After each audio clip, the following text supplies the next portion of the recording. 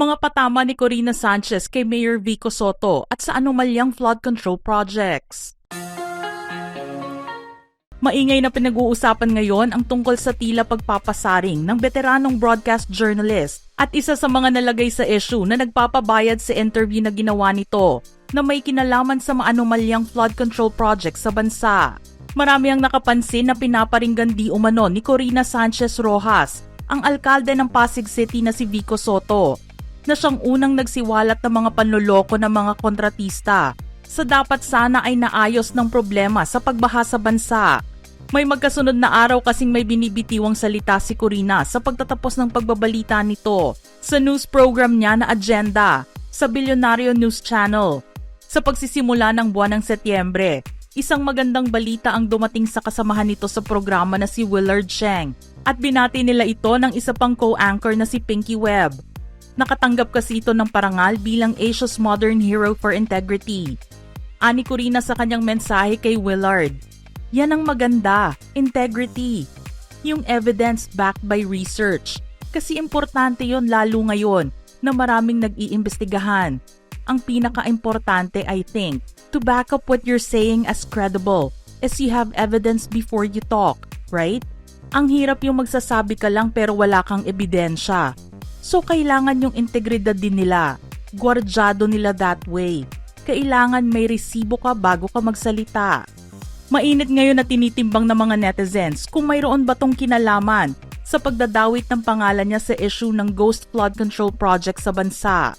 Matatandaan na noong mga nakaraang linggo ay nag-post ng kanyang opinyon at pagsita si Mayor Vico sa kanyang social media page kung saan kinall out niya ang mga mamamahayag at sinabing suriin ang bawat interview na gagawin at huwag magpabayad sa gagawin nilang interviews, lalo na kung ito ay may halong politika. Ang kanyang ipinost sa social media ay sinamahan niya ng litrato o screenshot mula sa mga panayam na ginawa ni Corina at maging ni Julius Babaw sa kanilang mga programa bago pa man mangyari ang 2025 midterm elections. Wala mang binanggit na pangalan ang alkalde sa kanyang post pero malinaw na ipinakita nito ang episode ng mga Diskaya sa programang nilabasan nila, ang Rated Corina at Julius Babaw Unplugged. Naging paksa tuloy ito ng talakayan sa mga netizens at pati na rin sa ibang mga broadcast journalists. Naging issue din ang bayaran sa mga interviews, lalo na't napapanahon ito at nalalapit sa eleksyon. Naglabas naman ng pahayag ang team ni Corina at sinabing walang bayaran na naganap at tanging ang lifestyle lang ng mga Diskaya. Ang kanilang ipinakita maging ang kwento nito noong sila ay mahirap pa at kung paano umangat ang buhay dahil sa mga negosyo. Lingid naman sa kaalaman ng kanilang team, isa na pala itong pagpapahayag ng panloloko at pagnanakaw mula sa kaban ng bayan. Nang lubugin ng baha ang halos lahat ng lugar sa Maynila at sa mga probinsya. Dito na nagsimula ang pag-iimbestiga ng Kamara at Senado sa mga ghost flood control projects at mga kontratista na sangkot dito. Napag-alaman na kasama pala ang pangalan at kumpanya ng mga Diskaya sa mga nanalo sa bidding ng DPWH. Inakala naman ng mga viewers ng Agenda na isang gabi lang mangyayari ang pagpaparinig ni Corina. Ngunit nang sumunod na gabi narinig muli ang broadcast journalist na naglabas ng kanyang opinyon tungkol naman sa mga influencers na sinasabing kasama sa mga dapat imbestigahan at tinatawag na Nepo Babies. Kundi kasi sila kamag-anak ng mga politiko na sangkot sa pag-aproba ng mga proyekto, ay kamag-anakan sila ng mga kontratistang kinuha ng DPWH. Martes ng gabi nang maging sentro ng usapin ni Corina, Pinky at Willard, ang fashion influencer at aktres na si Heart Evangelista. Nadadamay ang pangalan ni Heart ngayon sa issue dahil siya ang misis ni Senate President Cheese Escudero na sinasabing nakakuha rin ng donasyon mula sa isang kontratista para sa kanyang kampanya noong 2022 elections. Ayon kay Corina, totoo naman yon. Si Heart matagal na ganoon. Fashionista talaga siya. Pero ngayon kasi, uso yung nagsasabi ng kung ano-anong akusasyon pero walang ebidensya. Siguro dito kay Heart, in fairness to her, this guy has to prove that there is basis to even investigate Heart, di ba? Bakit kailangan niyang patunayan yon? May salin naman yung asawa niya. Pero hindi pa dito nagtapos ang opinyon ni Corina tungkol sa mga nangyayari. Ginawa rin niyang halimbawa ang aktor at 4th District Representative ng Leyte na si Richard Gomez. At sa paratang nito sa mga journalist na nagkaroon di umano ng media spin laban sa kanya. Aniya, pero lahat ng bagay kailangan pinatutunayan.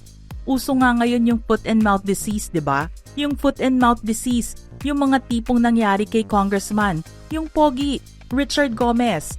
He apologized. So saludo po kami sa inyo, Congressman Richard Gomez, na nabigla lang daw siya, hindi ba? That is integrity for me. If you can accept that you made a mistake. Because kapag sinabi mo, kailangan mapanindigan mo at higit sa lahat, mapatunayan mo. Sinang-ayunan naman ito ni Pinky Webb at sinabing tama lang ang ginawa ng kongresista dahil tinanggap niya ang kanyang pagkakamali. Dagdag pa nito. Pero next time din kasi, kapag humihingi ang media ng komento sa'yo, sagutin niya ng, sabi nga, either you say no comment o wag mo na lang sagutin. Sinagot naman ito ni Corina at nagsabing, hinihingi yung panig lang niya. Pero ang sabi niya, bayaran daw silang lahat. But I think it's very important na he owned up to it. And isa siyang tunay na lalaki. Matatandaan na noong isang linggo lamang ay nalagay muli sa hot seat si Goma nang magbitiw ito ng saloobin niya sa media. Dahil mainit na pinag-uusapan at plantara na ang bayaran sa mga interviews. Sinabi nito na ang mga nakukuha niyang magkakaparehong mensahe sa media ay may kapalit na kabayaran. Mahal din itong media spin na ginagawa nila against me. Look at the similarities of the different SOCMEDs and agencies asking questions. Alam na alam mong merong nagkukumpas. Alam na alam mong ginastusan. Nadawit kasi ang pangalan ng kongresista sa issue ng flood control project sa kanilang probinsya nang mabanggit ni Matag-Ob Leyte Mayor Bernie Tacoy ang kanyang pangalan at akusahan siya na limitado lamang ang suporta na kanyang ibinibigay sa nasasakupan nitong lugar pagdating sa issue ng pagbaha. Ninais lamang ng media na makuha ang panig ni Goma sa issue para mabigyan ito ng linaw sa publiko. Imbes na magpa-interview, sinabi nito na mga bayaran ang nagpadala sa kanya ng mensahe. Pinuna ito ng maraming tao at sinabing hindi malayong makarating sa Committee on Ethics and Privileges ang ginawa niya. Kalaunan ay humingi rin ng paumanhin si Goma. Aniya sa kanilang session noong isang araw lamang, "Thank you for this opportunity to defend myself and clarify some facts. To the members of the press who took offense in my social media post, I sincerely apologize." Tinanggal na rin nito ang kanyang unang ipinost sa social media at screenshots ng mga mensahe. "Sensitive information has been removed. I understand that the media endeavored to get my side of the story. I acknowledge your efforts. I'm sorry, and I could have handled it better." Tulad ni Mayor Vico na walang binanggit na pangalan sa kanyang post at screenshot lamang ng kanilang programa ang inilagay bilang basehan. Wala ring pinangalanan si Corina sa taong pinapasaringan niya sa kanyang komentaryo sa pagtatapos ng kanilang news program. Pero para sa mga netizens, hindi na kailangan pang samahan ng pangalan ni Corina at sabihin kung para kanino ang kanyang opinyon dahil malinaw naman na si Mayor Vico ngayon ang taong unang pumuna sa ginawa nilang panayam sa mga diskaya na nakalaban nito sa nagdaang halalan. Hindi rin naglabas ng sariling pahayag si Corina sa mga nabanggit ni Mayor Vico. Sa halip ay sinabi niyang sapat na ang ginawang pahayag ng kanyang team para sa paglilinaw ng lahat.